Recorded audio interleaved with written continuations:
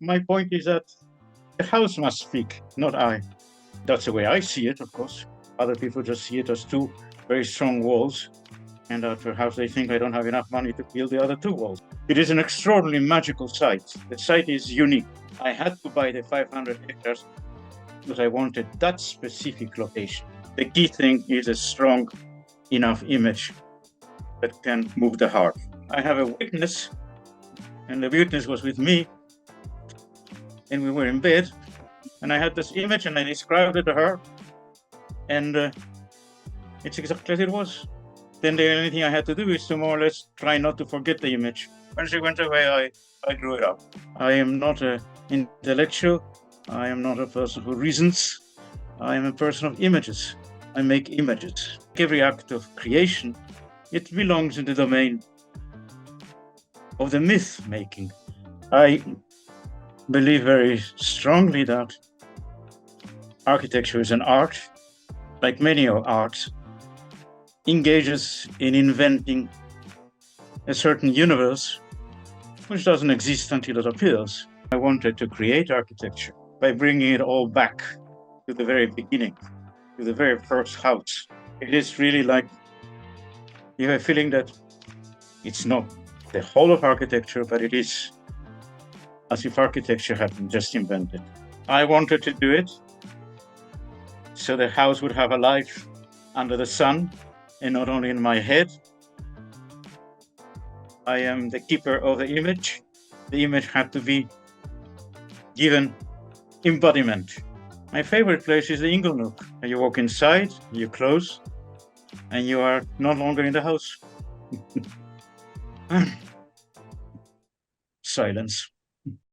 When you talk about your work, you use words and phrases as eternity, invention, fables, rituals, ceremonies and processions, a stage set, magical garments and gestures, celebration of human majesty, primitive and ancient, timeless appearance, given poetic form to the pragmatic, and the search for spiritual home.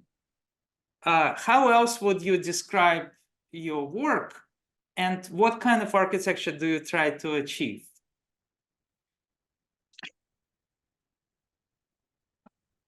I'm always very suspicious of defining myself in words. The words that you use are the words that I use to describe some aspects of my work. I believe very strongly that architecture is an art, and that architecture, like many arts, engages in inventing a certain universe which doesn't exist until it appears. And therefore, I am immensely curious before it appears because I don't know what it's going to be. I am not an intellectual. I am not a person who reasons. I am a person of images. I make images, and the images sometimes come to me and sometimes they don't. The whole thing is to have the discipline to let the images come and to then try to understand what do they mean, if they mean anything. And that requires, of course, that you have a certain professional skill in being able to interpret the image and to try to see what aspects of the image are valid and which may not be so valid. But I believe that it really, like every act of creation, it belongs in the domain of the myth making. And of course, in America, the word myth always has a negative connotation. I always have a very positive connotation for myth. It has to do with inventing an explanation. It's not the act itself.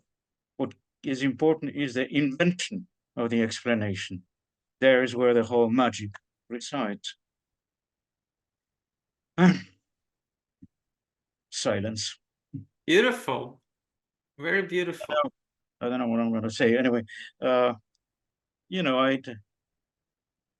Many times people ask me, where are the sketches? Where is that? As in fact, I'm now working with a group that would like to have my archives. And they say, well, your correspondence, your sketches, frankly, I don't care. Sketches. I don't design by making sketches on paper. I design it in my head. That's to say, I have an image and then I elaborate it, mainly because I like to do it while I am waiting for the elevator, when I'm waiting for the subway, and etc., etc. I always work in section. For me, architecture is perceived horizontally, not from above. Hard as I may try, I'm not an angel, so I don't fly.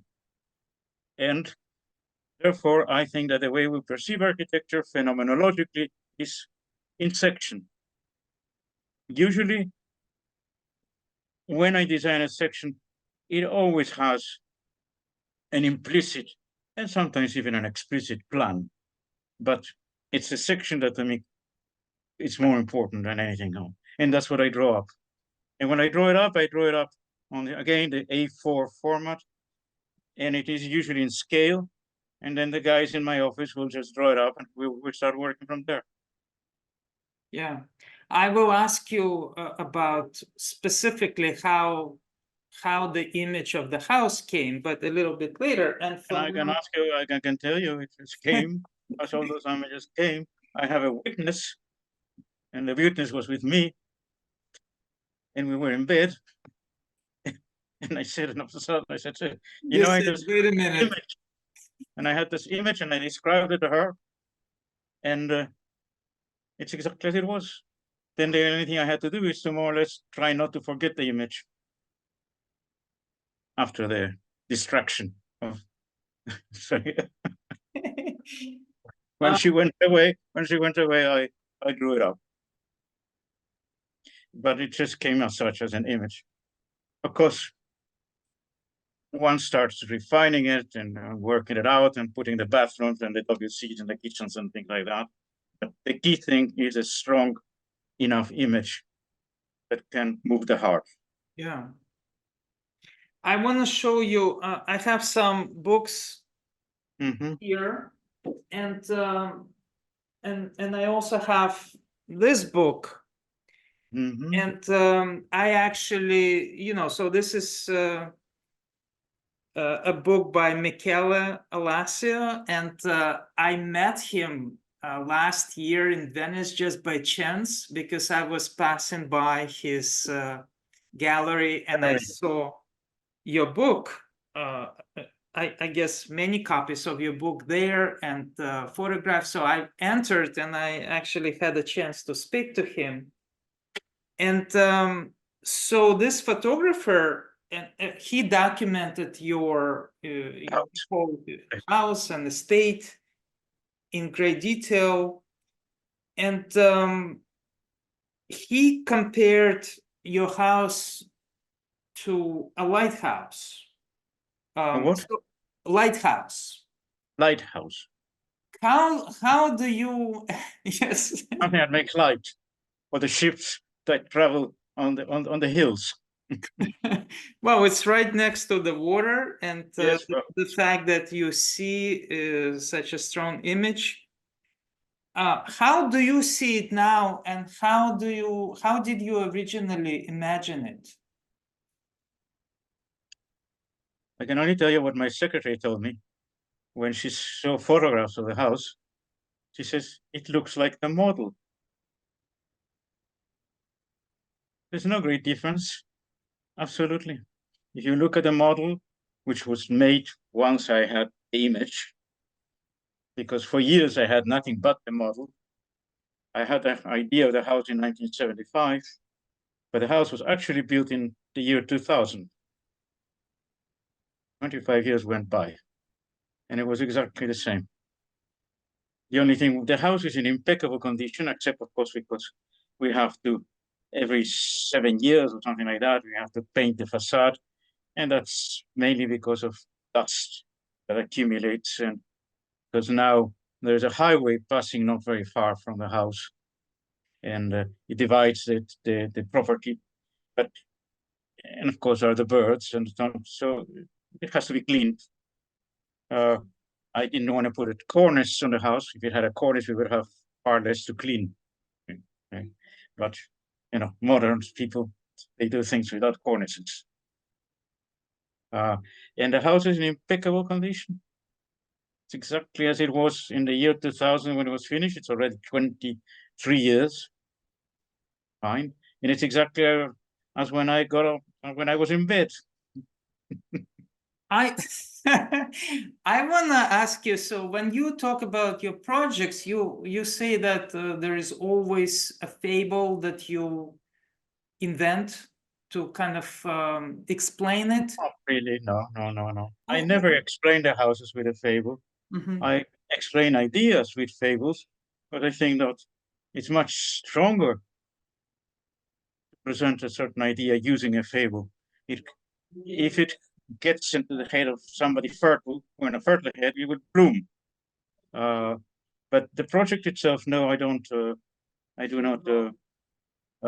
I do not explain with fables because the project itself is a fable.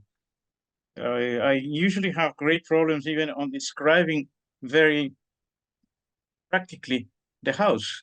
Usually I prefer if the guys in the office do it. Say, well, it's like this, it's like that, it's the measurements and things like that. Once I make the image, that is it. No, the fables, as I said, are all, if you read my fables, you will see that they present ideas, but not projects. You can design a project using a fable. I've done it once just to show that you can do it by giving to students a fable and say, what project does this fable generate in your head? But it was an academic exercise. But in this case, how did the image actually come to you? Were you thinking about the house at that time? No. No. It's not such a complex image, so it came fully mature. Because I understand that this was your first project, first architectural project, no? No. Because that was done, that came In 1975, I already left MoMA, and no. But I had 1975. No, I left MoMA in 1976. Sorry, my mistake. No, and when I was a student, and I worked after I graduated from Princeton, I worked here with Peter Eisenman on several projects, and no. It wasn't the first project, not at all. It was one. But it was really published as your first independent project, no? No, because As an if it architect. was published like that, it was not correct. The first independent project, regrettably, is kind of lost. It was the design of the Princeton Theological Seminary.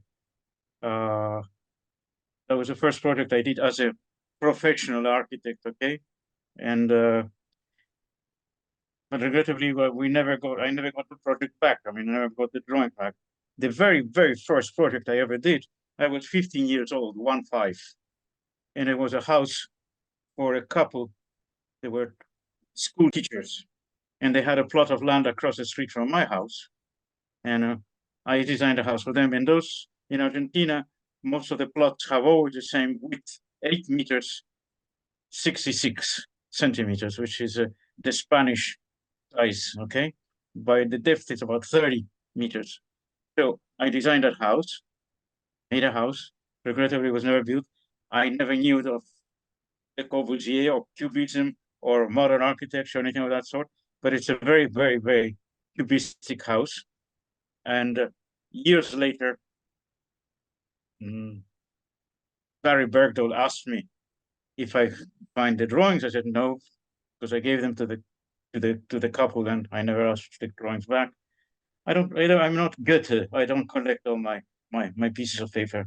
I mean the German Goethe, and but I remembered it very well. So I reconstructed the house, and now we made a model, and I reconstructed the drawings and everything like that. So I now have the model. But I was 15. There's a house. It has no windows up to the street. It has an opening naturally to the street and actually a door, but you will see there is a room there is a bedroom for the couple, and there is also a bedroom for their grandchildren when they come to visit them, and a studio in the back. It is a project where, if I can put it like this, they walk the facade. They can walk on the facade. And I imagine that there is probably a connection between that project and Casa de Retiro Espiritual, because that's also windowless. Well, no, the house has windows, but they look to the patio like in the traditional Andalusian houses. They all are aimed to the patio, because you do always in Arabic or Moorish houses, the outside of the house is always blind, protect itself, also to protect itself from the heat. Mhm. So they all look to the patio, and the patio is the one that has the plants and the water and all the other things. But that was the first project I did. 15. You have said we must conceive an architecture that symbolizes a pact of reconciliation between nature and human construction. I understand architecture as the search for a spiritual home. So you originally designed this house in 1975, and originally it was imagined to be built in Cordoba, Spain. I designed a house by itself, independent of any location. I had to locate it somewhere since it had such strong Moorish influences. I thought it would be in Cordoba, but then I found a much better site. Cordoba is flat and very hot, while the site that I have is, as you yourself have said before, by the side of a lake. It's also much higher than Seville, so it's very ventilated. It's much cooler, about 4 or 5 degrees Celsius cooler than the city. And it is an extraordinarily magical site. The site is unique. The site is absolutely outward. It's a curious situation. That site is where the first silver mines in Europe were existing. And that is the reason why Julius Caesar came to Spain, for the silver mines which are in that site. As a fact, my neighbors to the right and my neighbors to the left don't have the same orography. It's completely different orography. It's unique orography. And the site was owned by Rio Tinto. Rio Tinto is a British company that is a mining company, but they abandoned the site about 80 years ago or more. So, but they left, of course, the railroad tracks and everything like that they used to. But I don't know if there's still silver there, but probably not. Probably whether there are, and a number of dead cows in the holes they left. So you found this site very soon after the house was designed, or years later? Oh yes, oh yes. House was designed 1975. I found the site must have been about 1998. Yes, about that time, or 1997. Bought it. Oh, so it took you almost 20 years, more Yeah. than 20 years to find it. I had to say it. And yeah, and so finally you found the site, you built the house in 2000, as you just said. And this is an enormous site, 600 hectares. But no, it's 500 hectares. 500 hectares, yes. In terms of acres, it's about 1,200 acres. And so it must be a challenge, must have been a challenge to find a particular location for the house. How did you? No, there was no challenge at all. I had to buy the 500 hectares because I wanted that specific location. But I couldn't buy that specific location alone. I had to buy the whole site because it was the only way I could get it, okay? And how did you discover that particular? Oh, with a broker. The broker showed me. Okay. And you just felt that this was the right. Well, when I saw the location, the peninsula, which is really it's a peninsula on the lake, I thought that was a place to the house. I know at present the situations like that because of the highway. There was an old highway which was called the route of the silver route, silverado, really, as you have it in America. Divided the property 50 hectares to one side, 450 hectares to the other. Then when they built the highway, they utilized the old silver route as part of the highway. It didn't change too much the configuration. The one side of the house is one side of the site is where the house is, and the other side is I have to have it, which is the only way I could actually own the property. Okay, so now the road goes right through the site. Yeah, and of course the key situation, of course, they get an extremely good view of the two walls from the highway. You can see the house from the highway? Yeah. Yeah. And Not constantly. There's a certain moment because that side, it's very curvilinear, and you go up and down and down and up, and to the right and to the left. There's a few more instances where you can see actually the walls. Mhm. And how is it oriented? Where does the balcony? And it's oriented in such a way that the two walls shield the house from the sun. So at what time? So they are facing which direction? The Well, balcony. the sun is always hitting the inside of the walls. Okay. The outside are usually, most of the time, but not all the time, but most of the time, in shade. The house is on the other side. So the only light it gets is reflected light on the wall. Then even that is too much light. So I had to create inside the house an ingle nook, a place to sit where you wouldn't see any of that immense amount of, there's too much light. It's absolutely drenched in light. So the balcony is facing north, right? Well, the faces north, yes. Okay.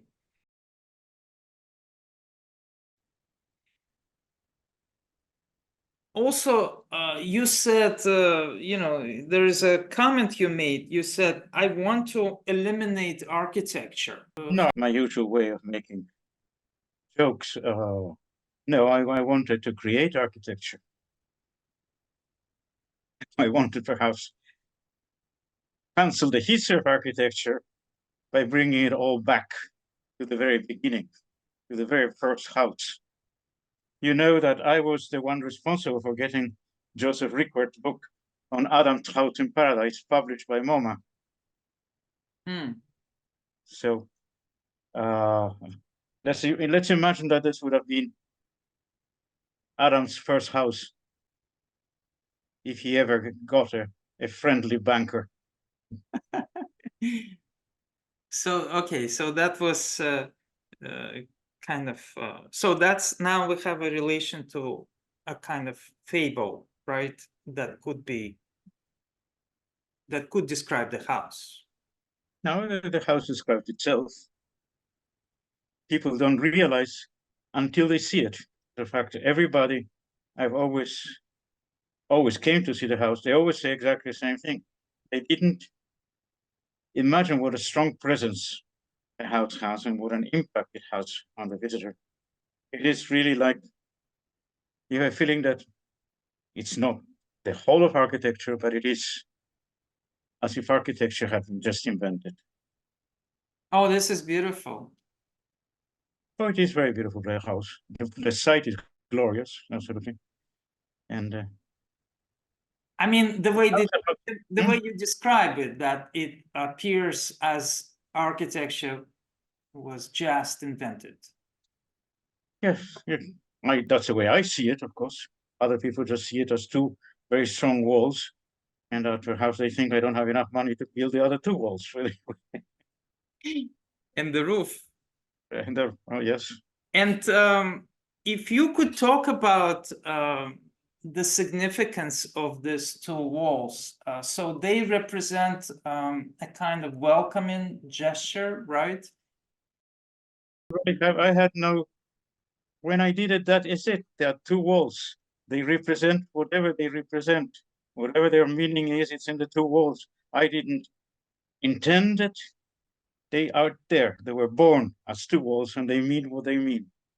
to whoever sees them. But there is a symbolic significance to how they. People assign symbolic significance. I did not. You can say whatever you want. You can say it's a mosque. You can say it stands for the facade, which is not in the house.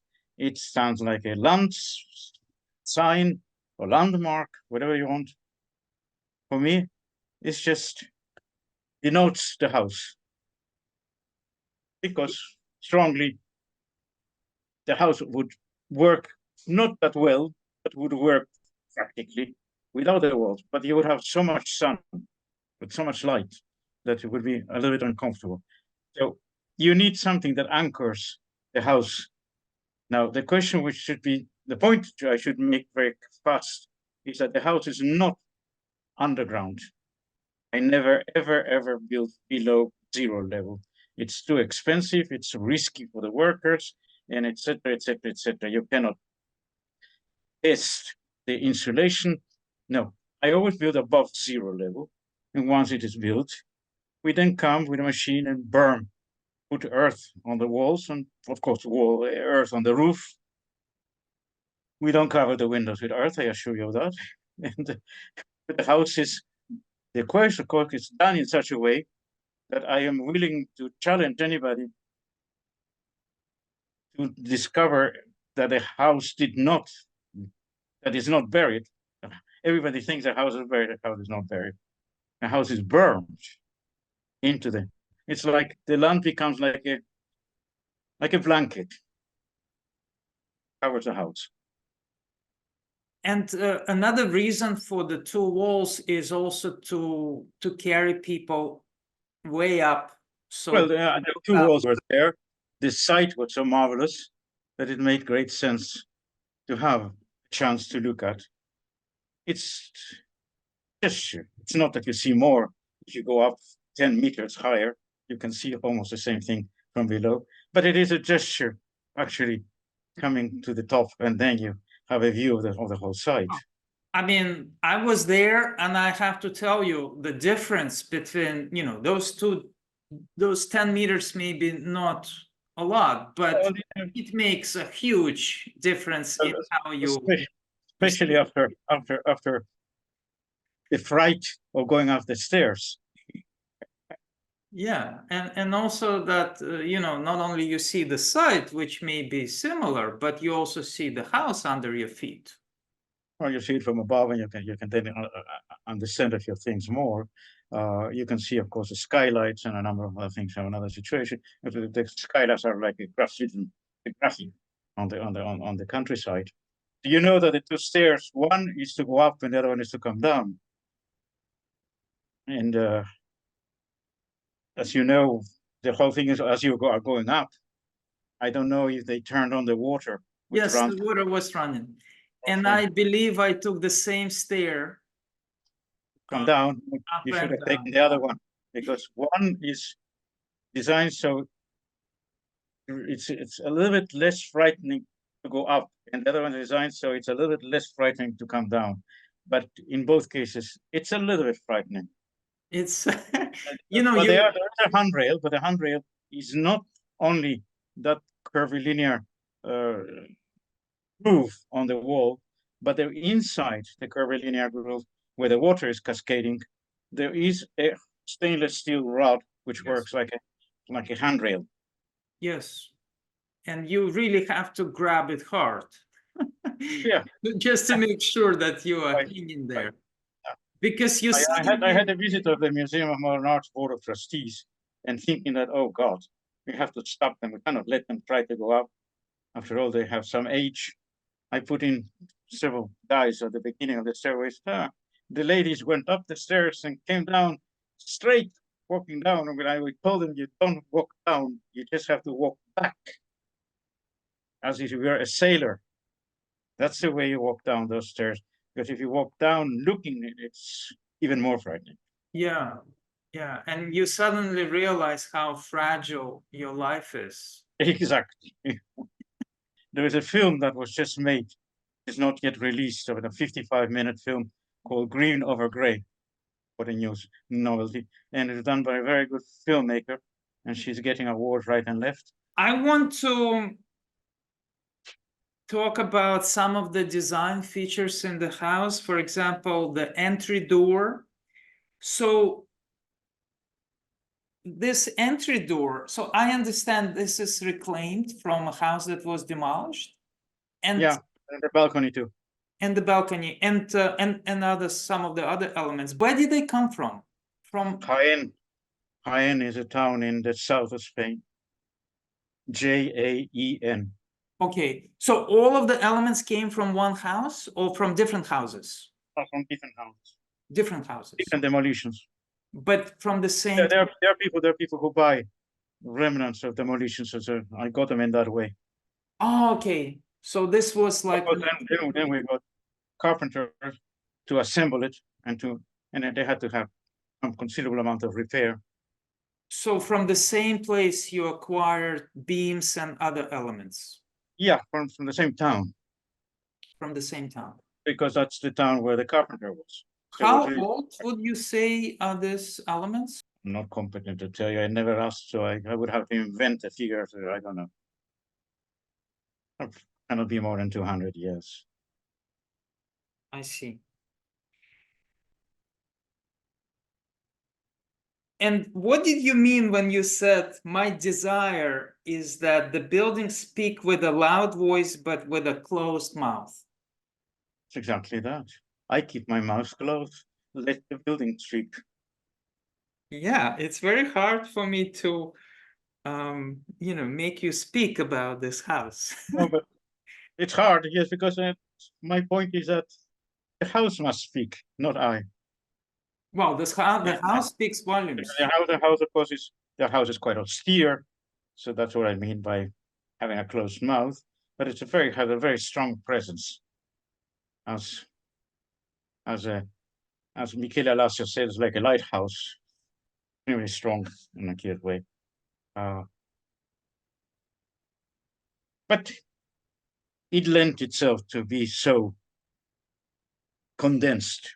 When you look at your house, there are some echoes of Alhambra as far as historical references, and then there are some parallels to the work of Le Corbusier, Louis Barragan, and even John Haiduk.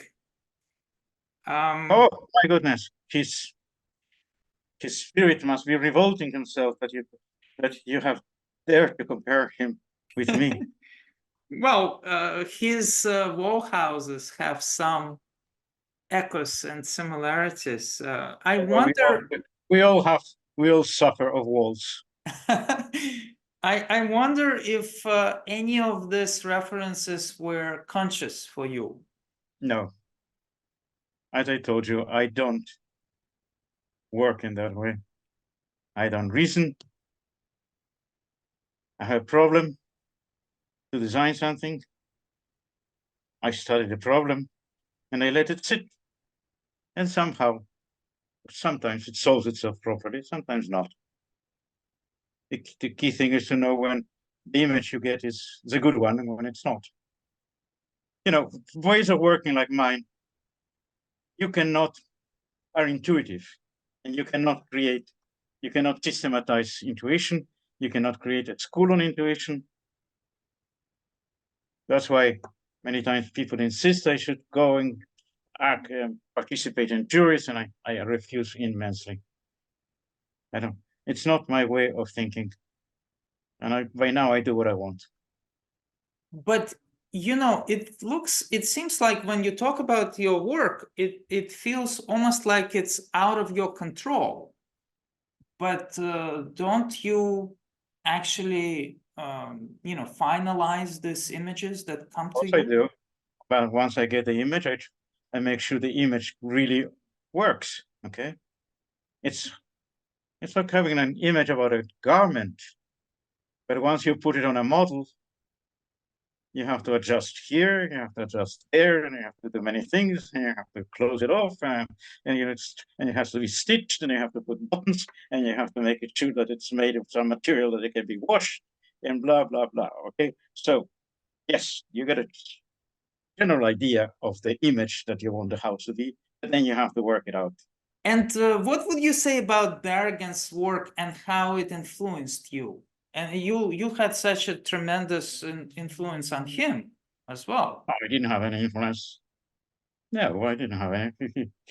He was fully mature when I met him. No, the only thing I did was the project for the Mexican project was commissioned to him, and I told him how I would have done it. I think I told you the story, and I did it, and regrettably, it was never built. But no, he certainly didn't take anything from me.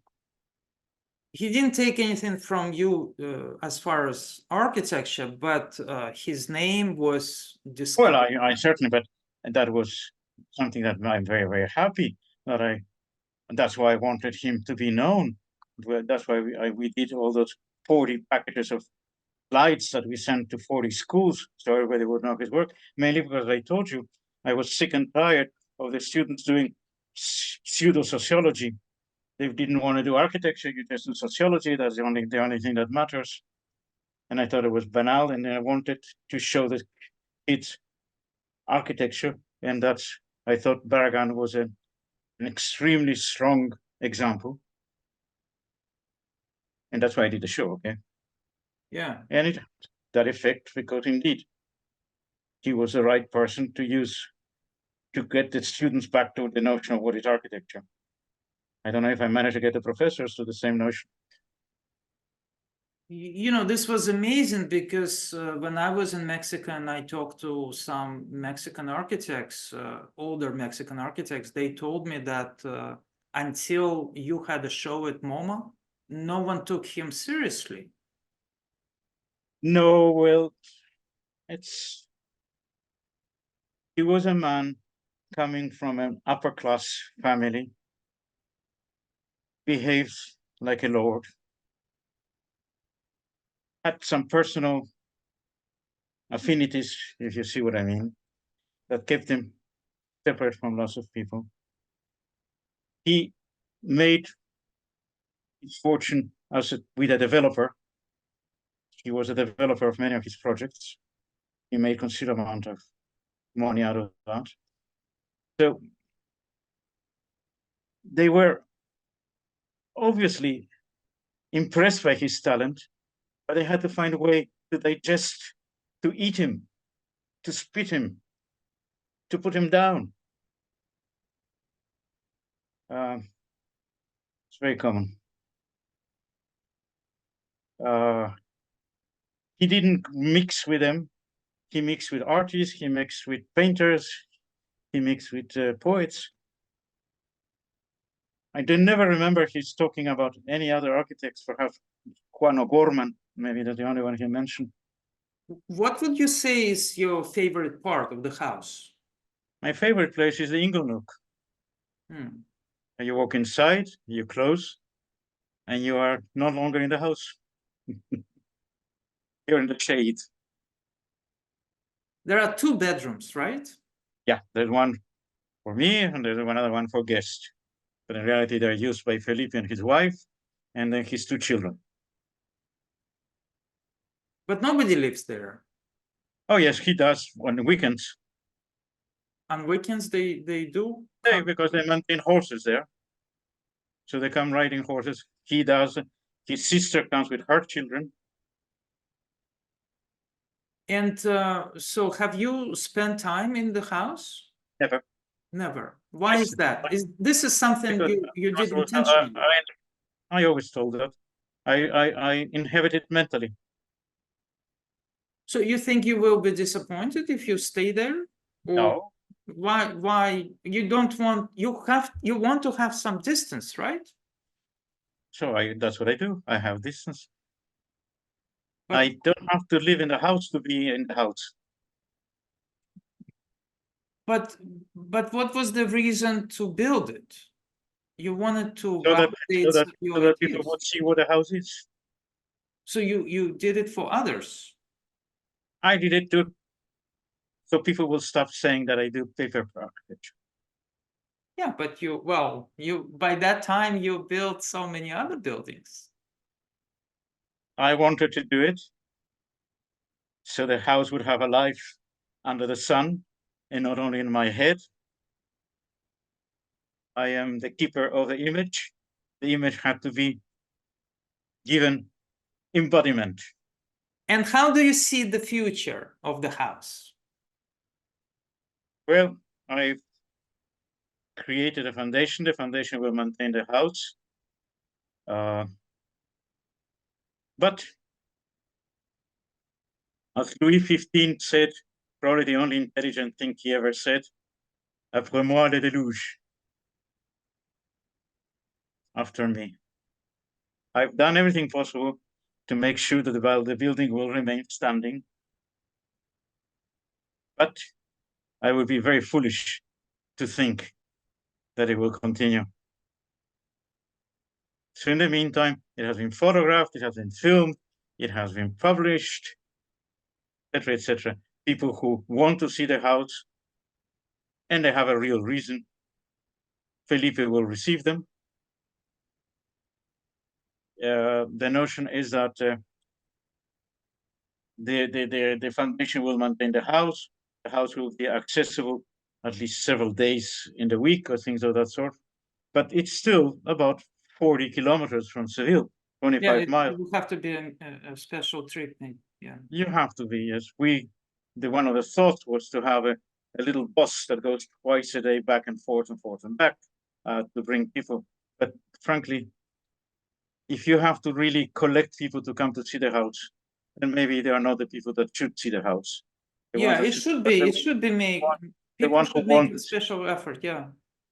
We should mention that Felipe was the architect of record. Yes, of course, he was architect of record for the house. Yeah. You will see it in the film. You will see it everywhere published. Oh, okay. And he used to work for you. Yeah, he came when, well, poor thing. He wanted to work for me. I didn't want to have him because he was not trained yet. And I thought that the mistakes that he could make would cost me much more than a trained architect's salary. But he proved to be very good. Have you ever climbed to the balcony? Of course, yes. So what do you think? I was frightened.